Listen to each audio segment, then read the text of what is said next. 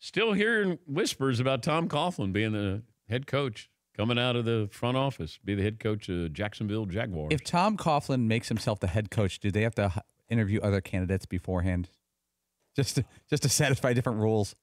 Because imagine he's just going to place himself as, because he makes the decision who the next head coach is. I don't know. Ask Florio if Tom Coughlin fires Doug Marrone and hires himself, does the Rooney Rule come into play here? I think it would.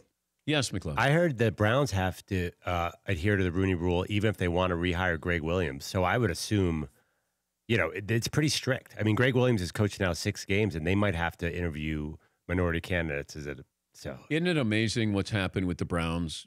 You get rid of Hugh Jackson because he wanted to call plays differently for Baker Mayfield.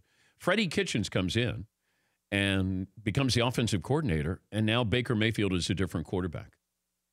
And Greg Williams is benefiting from this as well because he's a defensive-minded guy, smart enough to let an offensive-minded guy call the plays and not get involved in it. Yes, Eden. It's kind of bizarre, though, if you're Tom Coughlin, where you would say, we interviewed a whole bunch of other candidates. None of them are as good as me, though. So I'm going to hire myself. Well, he's got a couple of Super Bowls. His resume is pretty good. Yeah. I don't know who you're bringing in where you go, come to think about, Belichick deserved the Jacksonville job more than me. But isn't that the exact opposite of the trend of the league? Whatever had 3 weeks ago, everybody was the next Sean McVay. I know. There is no next Sean McVay. There's not. We're not having him on in the next hour? Yeah, next hour. We got him. Is Cliff Kingsbury the next Sean McVay? Why isn't Matt Nagy the next Sean McVay? They could be. I don't know. But what happened to Sean McVay the last couple of weeks? Matt Nagy's probably like, when are they going to start looking for the next Matt Nagy? I'm pretty good. I did some things this year. Is Sean McVay the next Andy Reid? Start out 9-0, then everyone catches up to your scheme? Wow. Hot. Wow. That's hot. Wow. I mean, there's only so big a playbook you could have before people figure you out. Just saying. Wait, where was this a couple of weeks ago? I'm telling you, by week 15, people know that scheme. Okay. You're Todd Gurley and a prayer. And a prayer. Now the Rams are Todd Gurley and a prayer? Rams hopeless, Patrick You heard says. Tony Dungy. He said worried about Jared Goff's psyche. Well, I am too. But the Rams are more than Todd Gurley in a prayer.